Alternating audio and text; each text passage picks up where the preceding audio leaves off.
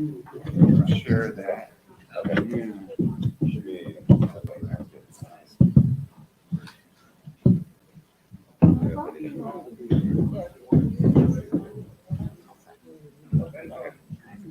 It's really hard. But whatever you feel good about.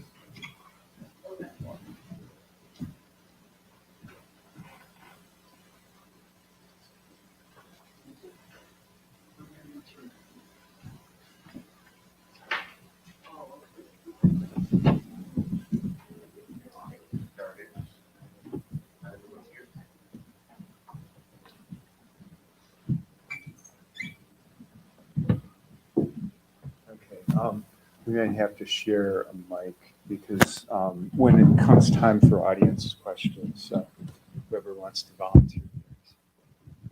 Are we ready?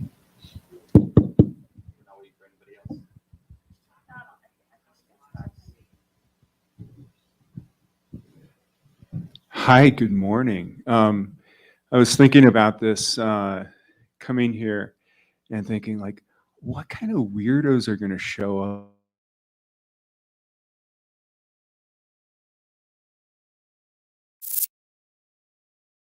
Welcome.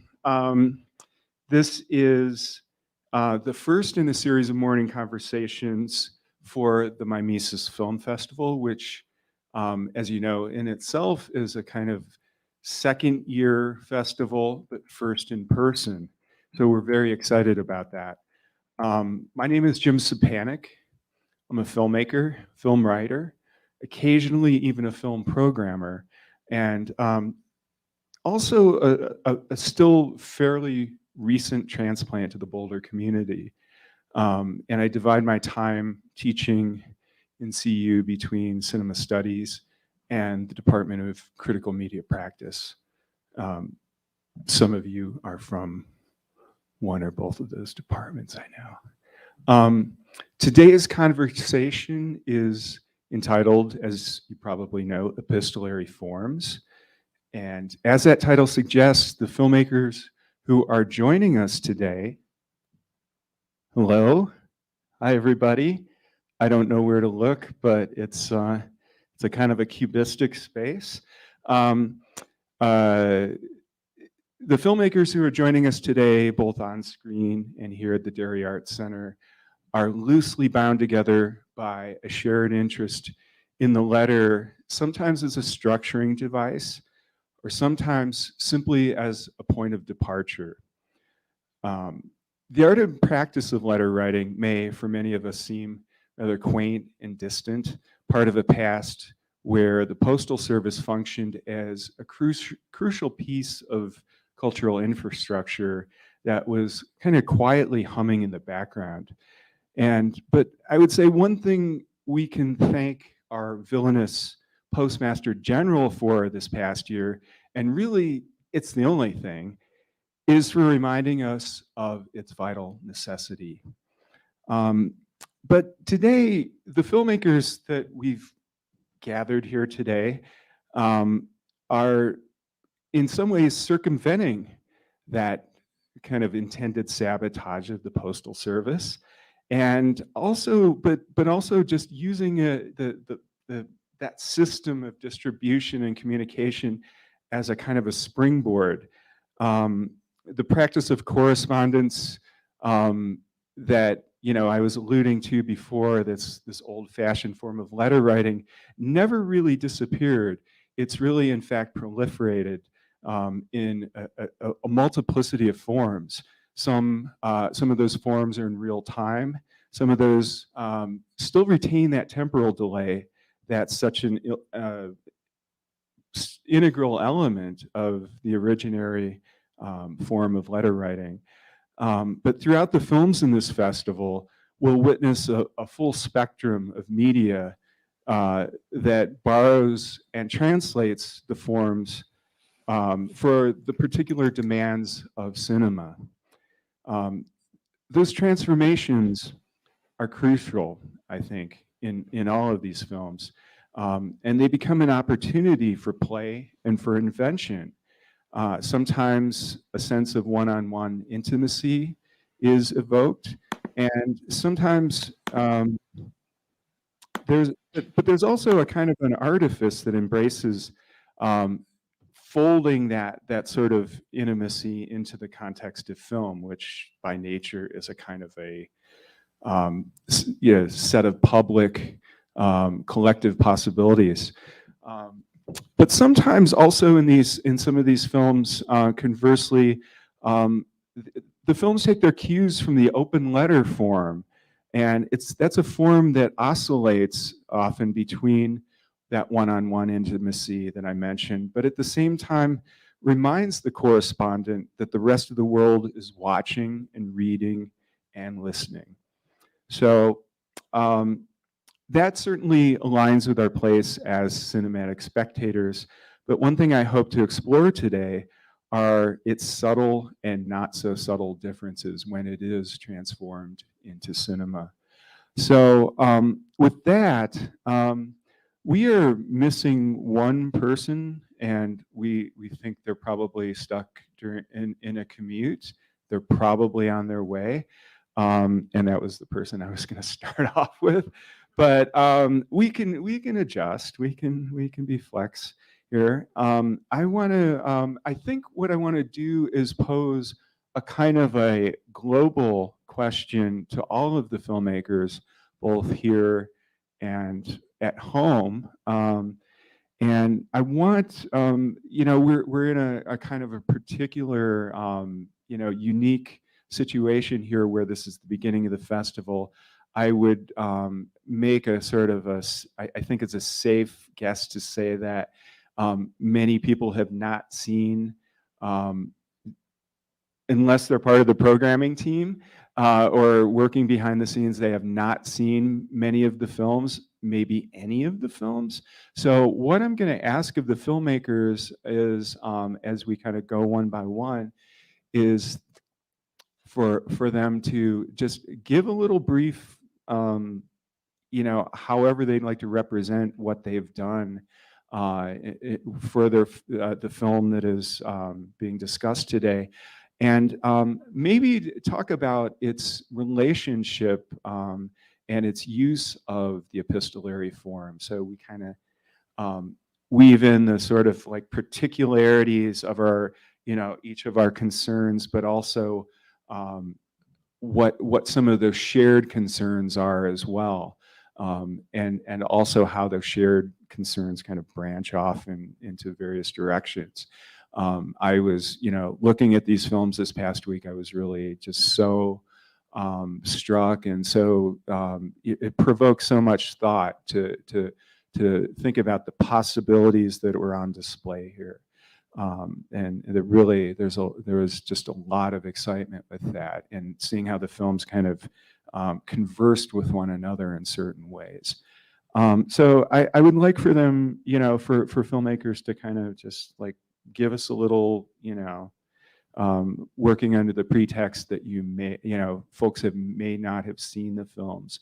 And any kind of other concerns, because of course, when we try, the danger of these kinds of events can be that sometimes we try to shoehorn something into a theme, but obviously all of these works exceed that theme and are concerned with so many other things. So we can start, if you wouldn't mind, Che, and I did not have a chance to rehearse pronunciations. Applewhite? Okay, all right, 1 for 1. Okay, Che. Thank you. Yeah, thank you, Jim. I'm very glad to be here, and thank you to Mimesis for selecting my film for the festival. It's really wonderful to be amongst the community of artists. really interested in kind of challenging and working with documentary form in new and interesting ways. So my kind of film came from a concern with um, an ethnographic archive at the Peabody Museum in Cambridge, Massachusetts. And I was concerned with the kind of perspectives uh, in the archive that are silenced by the ethnographers who went out to study them in the 50s. They went out to Namibia in the Kalahari Desert to kind of understand how indigenous people live their lives. And in kind of relation to the epistolary form, like the thing that in the photography that's effaced is the relationship that they have to their home. And so they present these people as kind of uh, as objective as if there's no relationship between the people who are studying and the people who are being studied. And so the film kind of takes its point of entry as well. How would the people who were studied, how would they view the ethnographers had they had the chance to do the same thing? And that kind of becomes the way that the elsewhere that is effaced in the photography is re-entered into the film, re-entered into the material, both with the photography itself and kind of the quotes from the ethnographers that they when they're trying to grapple with this relationship in their diaries. And so yeah, that's kind of how it got started and how the process began, and the film kind of stages that in some way. Yeah, I guess that's enough, right? I give you a very poor introduction, but I should have said to start out that you were I can try to introduce initially born in Jamaica? Trinidad Trinidad, I'm so sorry, and lived, in grew up in London. the UK, Mhm. and attended Harvard University, and you were recently in the Bahamas working on a film. So I think this all to some extent comes into play here. And I was really I have so many questions for you. I think they're going to be more private questions afterwards, but I should mention that one of the protagonists in the film, Elizabeth Marshall Thomas, some of you may be familiar with, is had quite an impact on me when her book came out, a book called The Hidden Life of Dogs. And weirdly, kind of by very much a delay effect, had an impact on my own sort of current research path. So yeah, That's really we have exciting. to talk about that more later. But That's super yeah, exciting. but thank you for that, Jay. Thank you. I am wondering, looking up on screen, I am not seeing Ken Fira. Ken did not reach us. Oh, okay. Hi. Ken, Hey. hello there. You're in London? Yeah, I'm in London. Yeah. So And I so missed you have a head start on the day then. We're still waking up here. Yeah, it's going to be a great day, I can tell you. Okay. Or it already has been. Yeah. So Ken, I don't know if you had a chance to hear my sort of introductory spiel, but what I was saying is many in our audience have not had a chance yet, because it is the beginning of the festival, to see your film. But if you wouldn't mind introducing the film, that just giving a kind of a gloss on your film, which is a short feature. It's called Ultraviolence. It's really a devastating call to action in response to police brutality in the UK. I had to pause it a couple times yesterday when I was watching it, just because of its power and its impact. So I was wondering if you could perhaps say a few words about the film, about its origin, I think its impetus is really kind of self-evident when you see it. But if you can also maybe, if possible, talk about the relation of the epistolary form, which takes on a very it's a prominent kind of frame for your film and for your narration. So if you could say a few words about that, we'd greatly appreciate it. Yeah. So, well, good morning, everybody. I'm sorry I didn't miss the intro, but I get the question. So this film is a film that comes after lots of other films that we've made. There's a connectivity in terms of the subject that we cover, which is all around human rights abuses in Europe, particularly in the UK. And the film is devastating. But also the film is a call to arms, it's a call for action, and more than a story of victims, which is what you kind of get on mainstream media, the kind of victimology. It's much more about the families that remain and the families who fight back. So it's very much a film about resistance to police violence in the UK, particularly around Black people, but also against working class people as well. And the film, we shot the film in 2006 and we finished it last year.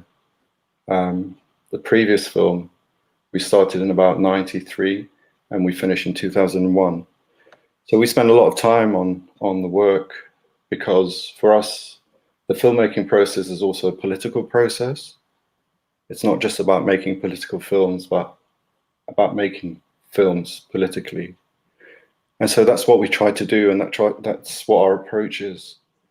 And the film is basically around what happened in the UK around 2005, 2006, which was a spate of killings, and also a war in Iraq, an invasion of the war that was ongoing in Iraq, and lots of other things. And so it brings together everything that was happening, but also it makes reference to the 60s, and it tries to draw a parallel between the wars that were happening in the 60s, late 60s, the liberation struggles that were happening then, what was happening around the Black Power movement, feminism, environmentalism. And it tries to address and make a connection between that time and where we are today, because having made films like this for a few years now, it became a film which was supposed to give a message of hope to young people who, and we can see in the world, in the younger generations, the fire and the passion around all these issues. And so it makes those connections as well. And so it was done as a letter to my son, to our children, in a way apologizing for some of what my generation has done in terms of its failures, to speak about the victories of the past, and there have been victories, and to hopefully give some hope for the future. Sorry, that was quite a long answer. Not at all. Not at all. Terrific, Ken. Thank you. Thank you. Yeah, some of us wondered about that interval between some of the events that are depicted in the film and the present moment. And I think you kind of covered that, in fact, that, you know, talking about something I often have a hard time conveying to my students is the idea of the documentary process as potentially quite long, and are you really up for this, kind of thing. It's just like, don't be discouraged if this takes what seems like to be forever, especially from a perspective of a younger person. But thank you, and we want to come back to you for some follow-up after we kind of go through the group. Lynn Sachs, we were worried about you, but we knew, but something deep inside me, I knew you were going to be here. Lynn, we saw Lynn last night. Some of us saw Lynn last night. Full disclosure, Lynn is an old friend, and I had a funny, interesting collaboration with her. We don't need to talk about that now. A couple of films ago, about 4 years ago. But Lynn last night presented the opening film for the festival. Correct me if I get the title wrong, a film about a father who. Film, okay, no A, okay, close. Today, though, we'll be asking her about a different film that is featured in the festival, which is called Epistolary Letter to Jean Vigo. For those of you who are not familiar with Jean Vigo, just a crucial figure in film history whose life and career was cut short, really short, but but at the same time had such an oversized impact on so many of us, working in any kind of moving image form. And so you're, in a certain sense, communing with the dead here, and in a certain way, and there's a kind of an interesting triangulation in that process in this very short film that really, has a great deal of important contemporary resonance about recent events. And maybe you could take it from there and talk about this and your choice of the letter as a kind of a structure for. Sure. First of all, I'll say something about the gesture of the letter, which has an immediate the energy of a letter is a kind of immediacy, whereas films often take years to make, and everything is kind of, let's say, considered. But with a letter, it comes from another. For me, it comes from another place, and that reactive kind of quality to it was what I was going for. So I made the film in February. I made it pretty quickly, and I made it in response to the attack on the Capitol on January 6th. And funny enough, after that, I kept thinking about this isn't funny, it's dark, but I was thinking about the actions of the people, the protesters, and then the vandalizers, and then the attackers, and the violence of it. And my first reaction was, they don't really know how to conduct themselves. And then I thought,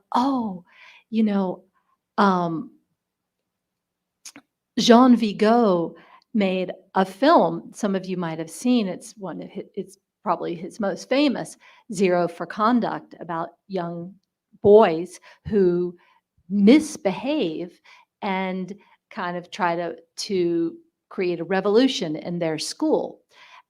So this was all in the context of the fact that I was actually asked to write a letter to a dead filmmaker by the Punta de Vista Film Festival. They asked 10 filmmakers from around the world to write a letter to someone who had influenced them. So I thought about Jean Vigo's film in particular and about the delicacy of it, and I was haunted by it enough to strangely bring to his ghost this awful situation. So it was done in a very immediate way. And after spending 35 years making the film, which I showed last night, it was quite delightful. And to make something that was just so much of the moment. Thank you, Lynn. That was great. Abraham Rivette. This is a real thrill for me personally because I've long admired your work, and this is the first encounter, I think. But you are joining us, Abraham, from Massachusetts. Am I right? You're muted, I believe. How about now? Perfect. Can you hear me now? Yes. Great, thank you. Abraham presented or is shared with us for the festival a film which is simply called 24 Cards. It's a quiet film. It's but incredibly eloquent, and it's what I took away from it. It is in a sense a a holding of a dear friend close through your correspondence, a series of correspondences, and maybe um, rather than me describing it, I'll let you do it. And if you can maybe talk about your relationship with Donald Ritchie, who, for those of you who don't know, is a really, just such an important scholar of Japanese film and Japanese culture. He was also an artist and a filmmaker at times. He's kind of a Renaissance person in a certain sense. Would you agree? Absolutely, yeah. The film is about 14 minutes, and it's when you say it's quiet, it's also silent. So it's literally quiet. And what interests me a great deal, first of all, thank you for accepting at the festival, is that Sarah got in touch with me and said that she would be interested, or you all would be interested in displaying the film in an installation environment. And could I send the original cards with you and you would display it? So I never envisioned that the piece would be shown in a three-dimensional space. So I'm curious. I don't know what it's going to look like. I don't know where it is. But basically, since the early 1980s, I had a yearly exchange and correspondence, or when I was in Japan in person, with this person who I didn't realize it at the time, and not over the years as well, that he was really one of the few mentors that I had. And it was never stated, and he would probably wince at the idea that he was a mentor to me, but that's how I felt. And it was sort of indirect in terms of what I observed directly with him, how he encouraged me in some ways, how he helped me in terms of writing letters of reference when I wanted to go to Japan a number of times, but also through his being, who he was. So every year we had an exchange of postcards. I would send him one, he would send another one, and I kept them. And about a year ago, I just decided to do something with these cards. When I say something, I began to photograph them with my iPhone, which is what I use these days, and try to make some moving picture with it without thinking about the epistolary form. It was never in my mind that that's what it was. And structured a work, not even chronologically, just by chance, which cards I would use. And the cards always had a typewritten message on one side and an image on the other side, either something that he did on his own as a graphic artist or an image that he found in the cultural landscape. And over the years, in a retrospective manner, it was also, I think, a way of mourning his loss, but also a kind of response to how things have shifted in my own life and with my own family. So that's the best way I can describe it. And I'm really curious to see how you all have managed to present it in a display environment. Thank you, Abraham. You've done so much. There's something maybe just inherent about the structure that you've assembled, that there's so much going on in the interstices of the intervals between each correspondence, and the sort of there's something also very interesting about the postcard form, which is a kind of, by nature, a kind of a pithy form. It's also something that is open and to be read, at least by the people who are handling the postcard. And so there's maybe a degree of self-censorship there.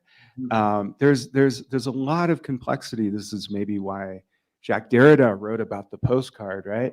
But it's also, I think that there's this beautiful sort of indirect portraiture or self-portraiture that he gives us, and that you give us this very modest and self-effacing personality. I didn't know about that. Thank you for that reference. I'll have to look it up, what Derrida wrote on the postcard. Thank you. You might curse me, but no. depending on your feelings toward Jacques Derrida, but yeah, I'm a fan myself. But so thank you. Yeah. Laura Conway is a much loved member of the CU moving image community, and she has shared with us a kind of an intimate look into her family history and her own prehistory with a film called The Length of Day. I want you to describe it, because I think I will, I don't know if I could do justice to the complexity of the film and just the way the layers work together. Thanks. Cool.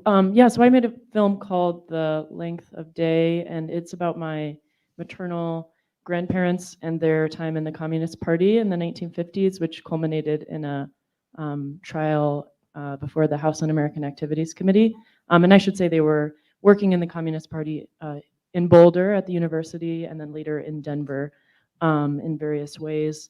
And it's about their relationship with communism, and their dedication to communism, but also their relationship to each other. And it's a love story, really. And also my relationship to their communism and my relationship to Dacia as a sort of lost future of socialism in the United States. The heart of the movie is a love letter that my grandfather wrote to my grandmother in the early 40s. And I was thinking about, before coming to this talk, about what the letter meant in my movie and in general. And what I love about it is that I had so much material history to go through, like so many papers. I had FBI documents. I had my grandfather's economic papers. He was an economics professor eventually. And this love letter was the one place where he, ruminated in an internal way about his love for my grandmother, about communism, about the collective. And it struck me that letter writing is this place where normal people who aren't authors or scholars get to express their interior lives. And it's an important part of our history. So yeah, and then the movie eventually kind of culminates in me sort of reaching out to my grandmother in that second person form that you address. And this is after she had died, and sort of asking the questions in a sort of a letter format that I didn't get to ask her in life. So, and yeah, thanks for the question. Well, thank you. Thank you. One thing, maybe I'll come back around to this other burning question that I have about the film and about your process and relationship with your grandparents. But I want to move now. We're kind of ping-ponging back and forth between virtual and theater. I want to next come to Max and Abd. And pardon me, guys, if I mispronounce your name, please correct me. Max Blocking, is that correct? Yeah, blocking. Blocking, yes. And Abd al-Rahman? Ar-Rahman. Yeah, sorry. Terrible. Thank you for joining us. Where are you now? Bologna, in Italy. Okay, all right, very nice. So your Filmic Collaboration is born out of a very particular set of displacements, and the film kind of circles back. It's a feature-length film, a short feature-length film, which circles back to kind of examine its own ideation, its own sort of creation its own set of possibilities. And I know that will sound very abstract, but maybe you can help to kind of better explain the premise of the film and maybe a little bit about the process of collaboration.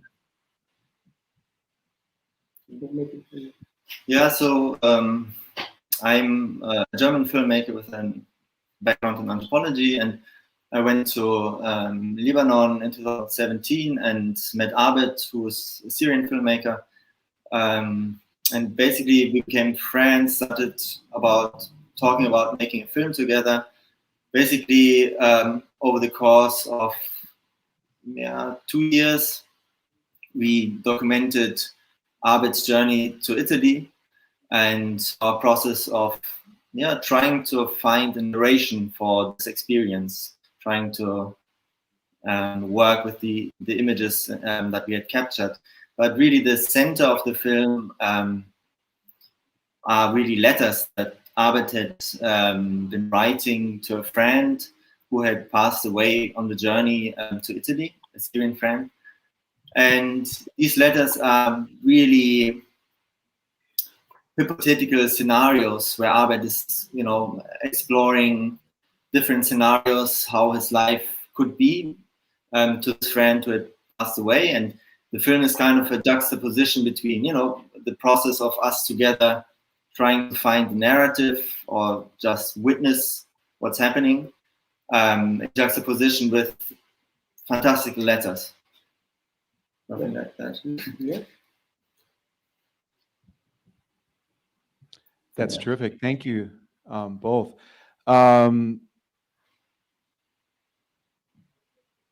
Let's, I want to circle back to you, but I want to first give everybody a chance to kind of give their primer.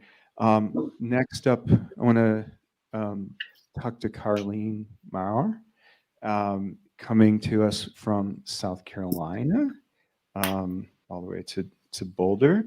Carleen has made a film called, I'm sorry, my notes are a little estranged. Thank you. I've been thinking a lot about your film since watching it a few days ago. Earlier on in my introduction, I touched very lightly on the theme of infrastructure. And I think this is something that becomes a kind of a starting point, at least in the film, at least in its sequence. But you have a certain, like a great trust in your audience, in the sense that the film may at first glance appear somewhat fragmentary, and yet it starts to cohere as it's moving deeper into the film. And I've been just thinking about the various connections and things that I hadn't thought about when I initially saw it. So perhaps you could say a little bit about the sort of the origins of the film and these other concerns. Yeah, thank you, and thank you so much to the festival and everyone putting this together. This has really been awesome. Yeah, so my film started in sort of many different directions. I was thinking a lot about the ways in which we sort of naturalize technology and sort of how that hides things. So, for example, the easiest one to think of is like the cloud, right? We know that the cloud is actually a room full of servers that impacts the environment, but the word the cloud sounds like this beautiful wispy thing in the air. So I was interested in sort of how that language is used to cover up things. I'm really interested in camouflage and sort of all of its ways we can think of it. So I came to the film thinking through these cell tower trees, which maybe you know. Further out west, they're sometimes cactus, which I hope to see one day. And this sort of physical naturalization drew me to them. So they are cell towers that look like trees, but they don't do a very good job of looking like trees. But they're still sort of attempting to cover, the infrastructure. with something that feels more natural and like beautiful and good for the environment. So I made this film over several years, and then I sort of started thinking about more personal relationships I had to space and people and communities. And I started thinking about, I don't know, I guess the ways in which we move through the world. So maybe I also sort of want to push back against maybe traditional ideas of story. So how we sort of so when you're saying it starts really fractured, I'm really drawn to that sort of, I wanted it to feel more fractured actually until you get to the end, just as a way that I felt like I could express more these feelings of camouflage naturalization, both in infrastructure and as well in sort of my own place and space in the world, being queer, moving to the South, and negotiating all these types of things, and trying to push against some things and then open myself up to other things. So that's kind of the path that I took into this film. Very nice. Thank you, Carlene.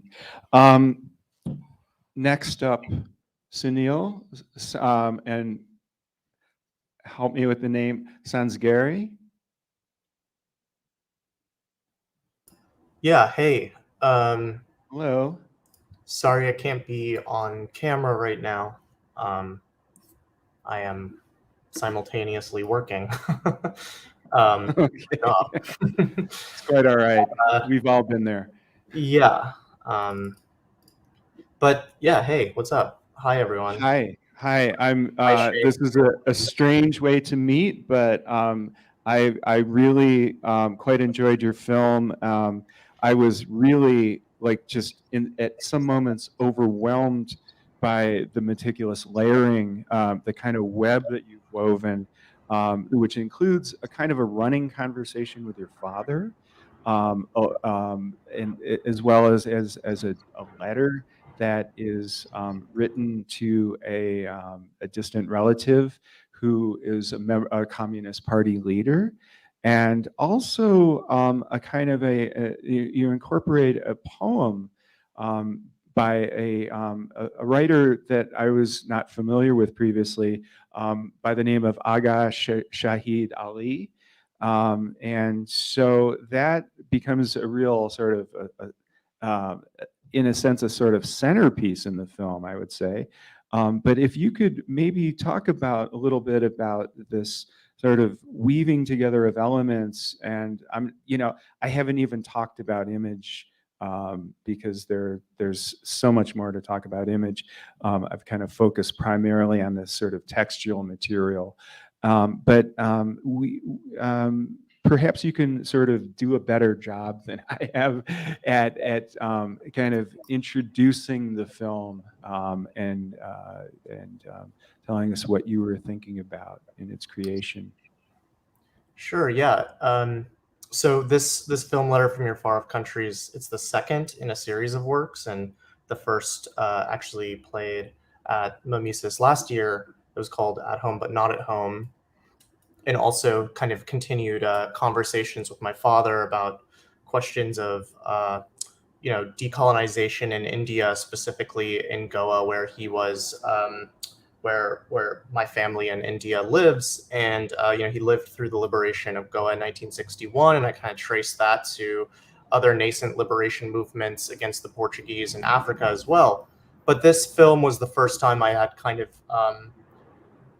set foot on the motherland, and it happened to be in the midst of a massive uprising, a massive movement against the continued ethno-fascist regime of the BJP and the RSS, particularly a movement led by Muslim women called Shaheen Bagh, against the CAA bills, the Citizenship Amendment Act, which effectively barred Muslims from becoming citizens. So there was a massive uprising that swept the nation that started in this neighborhood in Delhi. And a week before I had arrived, an entire Muslim neighborhood had been burned to the ground.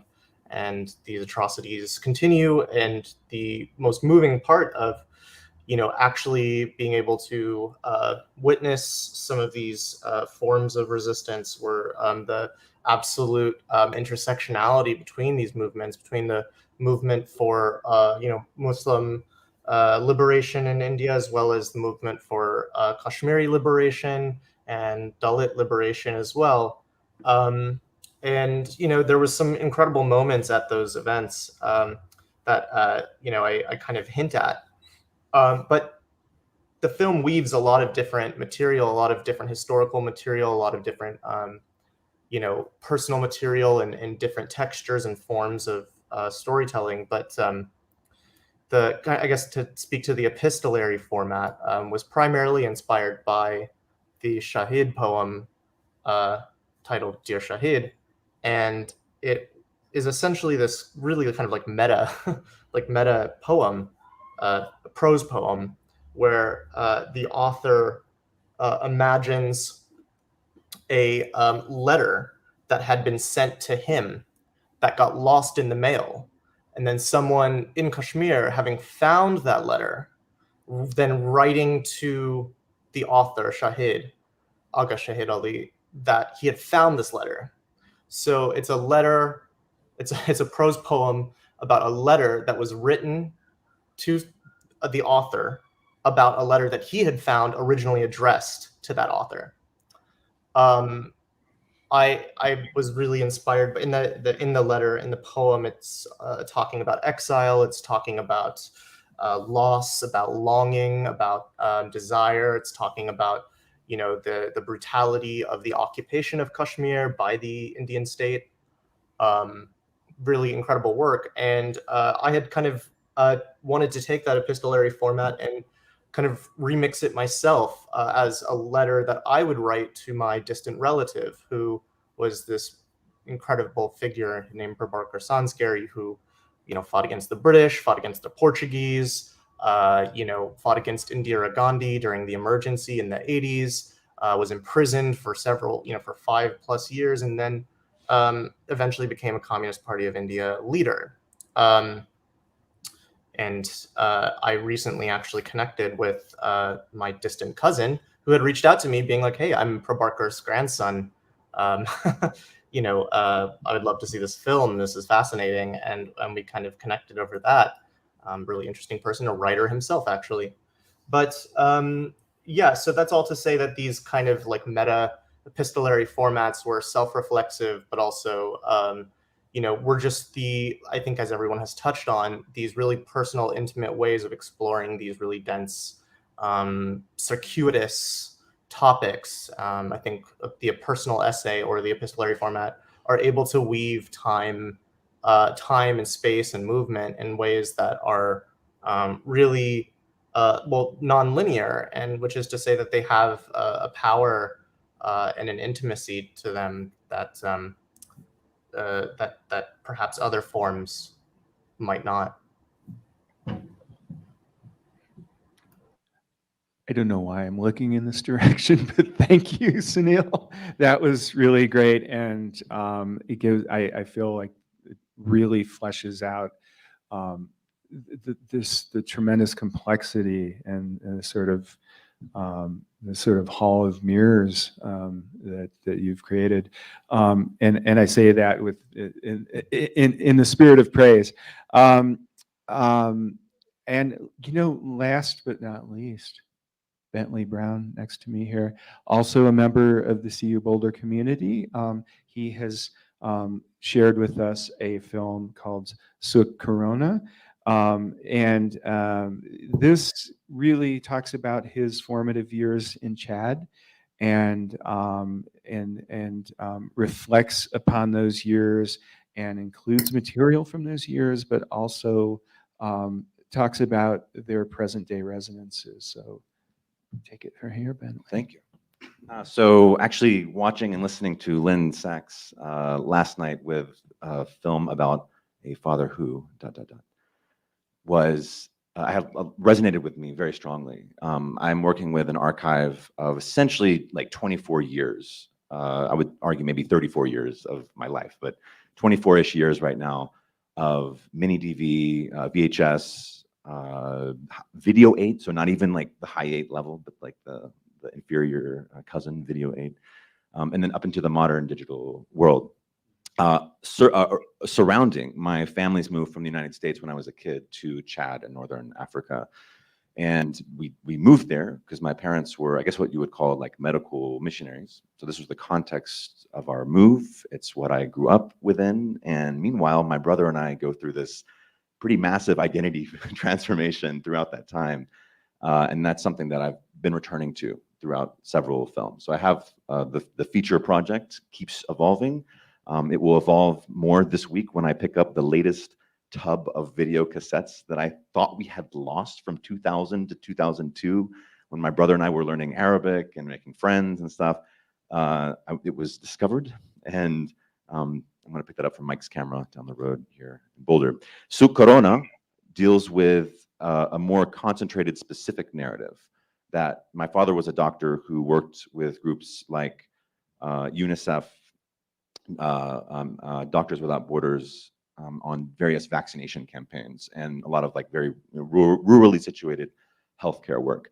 So when the coronavirus pandemic happens, my first immediate thought is how similar a lot of the rhetoric and the feelings that I'm feeling. I'm observing people in America feeling this anxiety about a disease that could infect any one of us at any moment, and any one of us has a legitimate chance of dying from it. Reminded me of other previous epidemics in Chad. To the extent that there's actually a main market in Chad called Souk Corona, the cholera market, which was strategically renamed to Souk al-Afia, which is the market of health. But I'm kind of like facetiously pondering, will there one be a Souk Corona? And I talked to my dad about this film, right, recently, just yesterday actually, and he was saying, well, are you saying Souk Corona like in Chad? Sorry, Souk Corona in Chad, because coronavirus hasn't been really documented and debated and discussed as heavily as it has here in America? Or is he saying, will there be some kind of Souk Corona relic in the United States that would resemble that Souk Corona, which I find very fascinating. One of the letter forms of this film, each film has narration in it. So in a way, I am narrating for an audience. Sometimes I imagine I'm talking to a friend. Sometimes I imagine I'm talking to a community, to my family. But specifically in this film, a lot of my correspondence with friends is done through these like massive WhatsApp groups. So that's my epistolary form here. People that are sharing daily COVID-19 case counts for Chad in a WhatsApp group, and then everyone else gives their feedback. And usually the numbers are extremely low, and you wonder to what extent people are really feeling the immediacy of the pandemic in Chad. So, thank you for that. I think I'm looking at the time now, and I think what I would like maybe to move into a second stage of this discussion, and this is something that we don't always have a chance to do, but I think there's maybe a little bit of time for it, is that I would like to open this up first to the filmmakers to ask one another questions, or perhaps to respond to something that has been said, something they forgot to say, you know, something they wish they had said. So that's really a sort of an open call for any of you on both sides of this reality.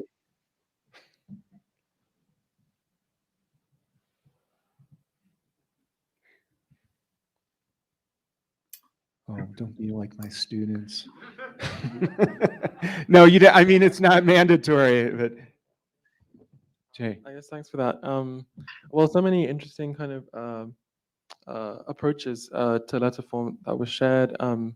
I guess I wrote a few notes, like the things that were coming to mind.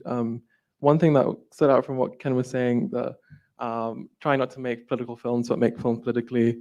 I recognize the Godard quote. And in that kind of vein, I'm interested in how you maybe like explore the forms of like knowledge that happen when people are kind of challenging state violence, and how that kind of influences the making of your film, because that's something that influenced kind of me in trying to understand how to kind of redocument an encounter that is very fraught with power dynamics, and where kind of people are being defined upon and not defining themselves, and kind of also in relation to the immediacy of letters, like how is this making the relationship, as Lynn was saying, that says a long process when making films, actually more immediate through the way we're telling the story in cinema. Yeah, those are. Thank I you was for going that. to actually say something about this whole conceit that we've created today. And I was thinking about it before it happened, and I find it very exhilarating because I think that the moment before something happens, that anticipation and the way that images exist in your imagination before you own them, kind of like the way Chris Marker would have, lots of us have been affected by Chris Marker, and he did use the epistolary form. The way that in documentary we have traditionally privileged an experience by the authenticity of a sensory experience, like that you saw it and you smelled it and that you transported your body to that place. And now I'm really personally very exhilarated by the experience of the ideas of these films, and then it makes me want to see them even more because I'm already deeply engaged with them. Thank you, Lynn. I had one thought comment. I was glad that you brought up your WhatsApp communication, because when I was thinking about the epistolary, it's obviously like feels a bit anachronistic. Like, and I don't want to be a Luddite saying, you know, that we don't have any like correspondence now, but should be brought up that, you know, social media has, and talking about email even as a form of social media, has really removed the need to write letters. And WhatsApp is obviously a totally and text message is a great form of communication and a valid one. It's just that it probably won't last. I don't know that any of my text conversations will be saved in any way, or, you know, let's say between, you know, interesting authors that we love, like these letters that are in archives between authors and filmmakers and those aren't going to be, if they're via text or email, I doubt that they'll be saved. And so there's something a little sad about that. Yeah. Thank you, Laura. Any folks out there who would like to throw in here? Ken. And then Abraham. Ken, go ahead. Sorry, I missed the beginning. I didn't get the brother's name, the one who just spoke about the Che. Che. So I think it's, yes, language is so complex. And I think some of the language around lots of the struggles that we're involved with in making films are set by the state. So even saying things like deaths in police custody, which is a term that's used here, it's very soft. And I think images have the power to break through words. And I know we're talking about letter writing and poetry, but for me, I get really frustrated that film, documentary film, even when it's at its most effective, there's something missing. And I think sometimes that's the word. And that's why we decided to go down this road with this film. And also it was very much influenced by James Baldwin and The Fire Next Time. If anyone hasn't read that, they should. But one of the other things that's been mentioned, and I think part of the beauty of this personal archival letter writing is the power to be reflexive, which you don't get in other forms of filmmaking. And I think that's, and part of that power is our ability, all of us as filmmakers, to time travel. You know, we can stop, we can go backwards, we can go forwards. And I'm not talking about just in editing, I'm talking about in our ability to keep still and observe for other people, because most people don't have that luxury. They're just going about their living, and it's up to us to be those eyes and to kind of reflect that. So I think that's a very important part of this reflectivity of letter writing. Thank you, Ken. Abraham, I think you had Yeah, something on your mind. I wanted to add something. It may or may not be connected. There's a daily writer's almanac that I get on a daily basis. And today there's a comment about the short story writer Guy de Maupassant and his relationship with Flaubert.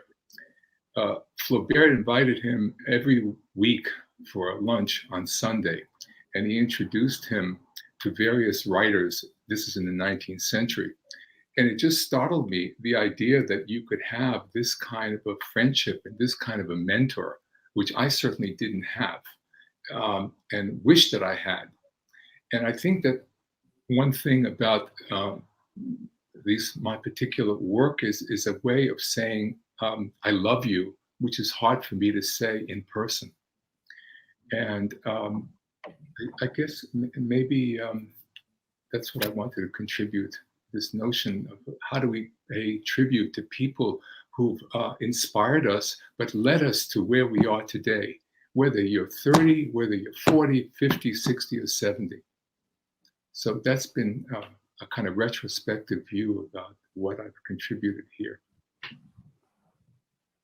Thank you, Abraham. I'm gonna say something if I can jump in real quick. Sorry. Yes, please. If we have time, I don't want to run us over.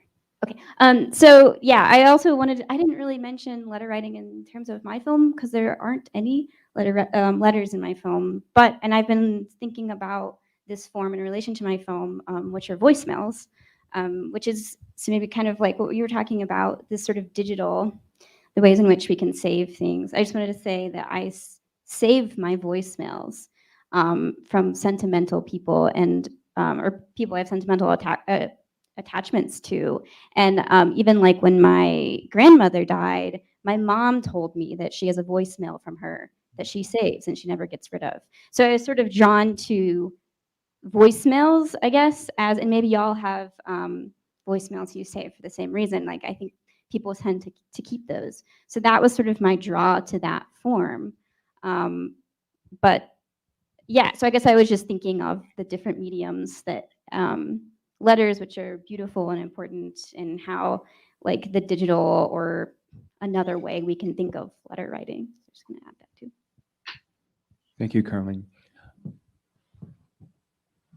I want to open it up to the audience. You can't just sit there and say nothing. I think some of you probably have a lot to say. So we need to share a mic. I can give them. Oh, okay. So are there questions with our audience? Comments? Complaints? I see a hand. Kelly.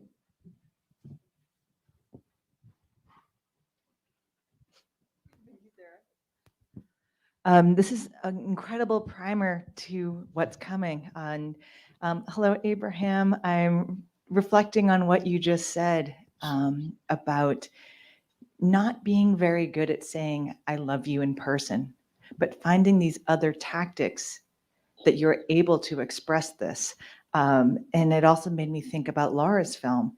How do you have a conversation with your dead grandmother that you were seeking advice from, her mentorship? You invent a seance through another film in order to communicate. So this is a general question for the filmmakers. What does this form allow you to say that you couldn't say maybe with your voice, although Carlene talks about the voicemail as, but there's still a mediation. Maybe what does the mediation of this address allow you to include in your films? Excellent question. Up for grabs. Is that Kelly Sears? It certainly is. There is a Hampshire connection here that goes back some years.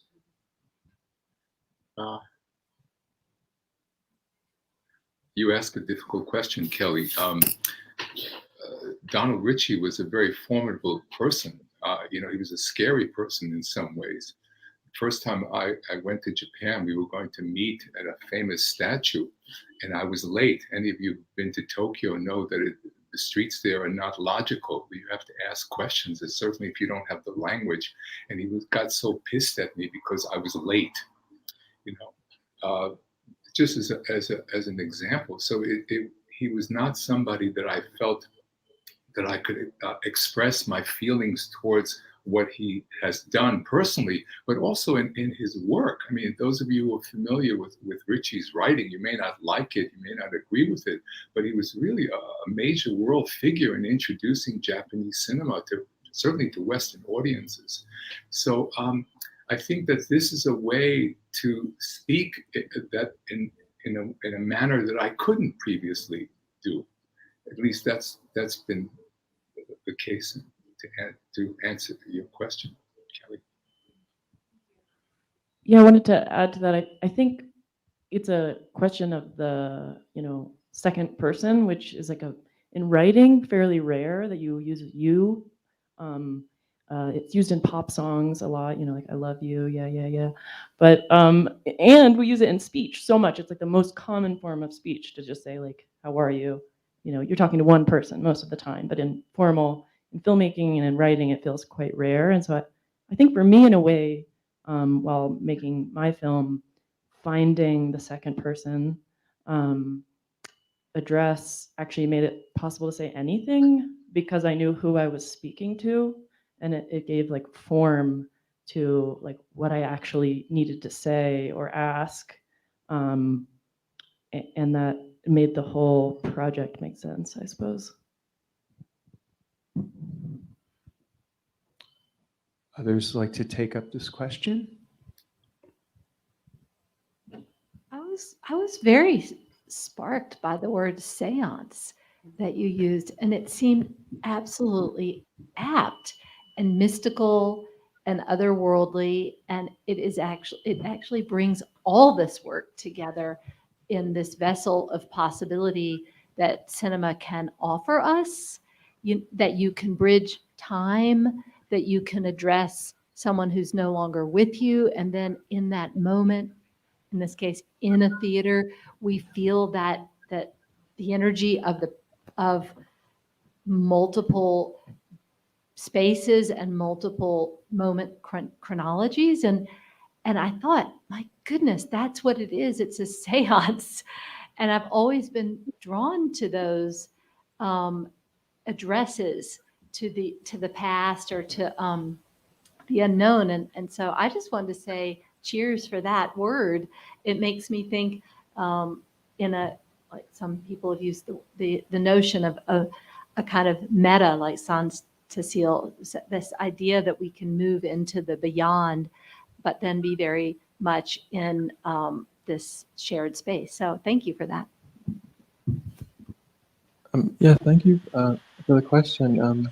It's actually reminded me of something Lynn was saying yesterday after the screening of her feature about the use of sound to kind of create a third space with the image, and kind of having the kind of soundtracks often not like diegetic, often not kind of, with the images that are either speaking or having kind of, say, these counting sounds that you're kind of wondering what is going on, and then they kind of build into an understanding of how the filmmaker is relating to their family. But this third space, for me, I find very generative because it like allows the viewer or even me as a filmmaker to locate myself differently and like to honor the kind of way that certain images don't have one interpretation, they have many. And so often I find as someone who writes and likes writing, but can feel that there's a gap between what I'm seeing in the image and what I can convey with words, that the kind of sound and the kind of remix of that, say with a certain image or different images, can can have those associations really felt by the viewer, and that for me is just fantastic. Terrific. Thank you, Jay. Ken. Ken, you're muted. And a lot of people would like that to be there for forever. So yeah, for me, I think on the one hand, it's very personal, and we're addressing and directing it to our children or our family. But really, we see it as a device at the same time. It's a filmic device to be able to address many people. It's a kind of confessional thing you're doing where people feel they're listening to a conversation which is very private and personal, and yet they can get access to it. So I think it's a balance between a kind of this bourgeois individualism, which is what letters are all about, and addressing the public and addressing people to get people to move. So that's my kind of thought on that. Yeah, Great, this thank you. kind of links the previous comments link with something we were always thinking while making the film, is the film as a kind of message in a bottle. So there's this element of you make something very personal and then you throw it out. There's a wonderful quote by Paul Celan of, you kind of throw out the message in a bottle. It's really more about the act of releasing it in the unknown. Was something that, it resonated with what you said, how we approached the making of the film, and the process. That's really beautiful, and I'm so glad you brought up that example, that object, because that is so apt, really. Yeah.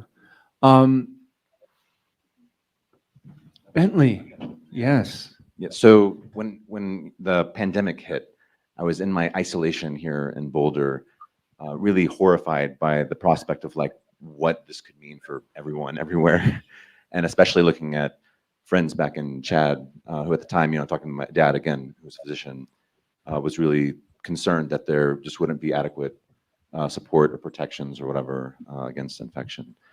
And over time, I began to also really feel just this sense of, apart from health and death and all these fears, this lament that now I'm stuck in one place. And there's many places that have influenced, who I am and which I, I feel like I need to be to live and engage with people whom I love. So it became more of the sort of sentimental difficulty that I was going through, being at a distance from friends. And so I started making this film with like a small university grant. We had these like shelter-in-place COVID grants here at CU, with the idea that I would meditate on these things, and then it would be a space to kind of contemplate this. But when I went farther down the line in making the film, I actually really wanted to use it as a tool to communicate with the very people that I felt disconnected from. So while it has roots and sort of like a CU classroom discussion space, I also wanted it to be accessible and to go on my YouTube channel. And when I started soliciting from friends in this giant WhatsApp group and other forums as well, soliciting like, hey, what's going on? Like, how are you guys feeling? How are you dealing with the pandemic now? Like within an hour, I had footage that people were sending via WhatsApp that made it into the film. Some friends I'd grown up with now are like television journalists or radio journalists, so they're kind of they've got it in their back pocket. But the ease with which people are able to share things, I found very fascinating and very overwhelming. So this film that I was sort of using as a tool to go back and communicate with people I felt cut off from, the second I began to share it or publicly or at a larger scale, it I don't know, it like went way beyond what I thought it would be. So. That's terrific. Thank you, Bentley. Losing my voice. I haven't talked that much, I don't think, but I think this might be a good point at which, unless somebody wants to throw in one little last comment, I think this might be a good time to wrap up the show.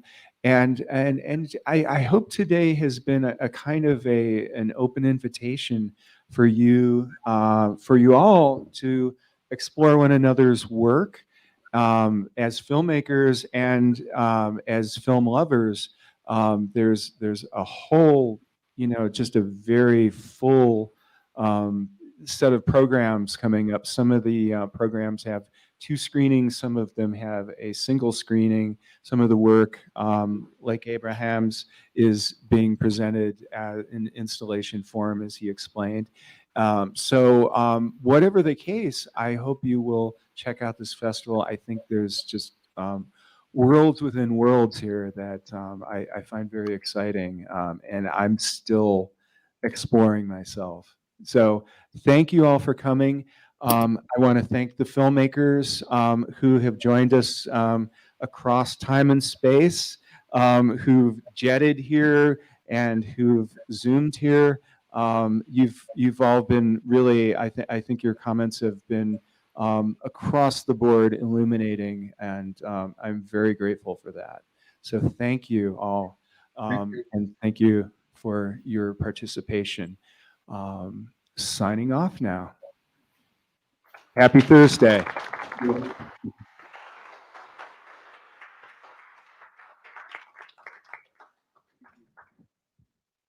Stop. How do we sign off?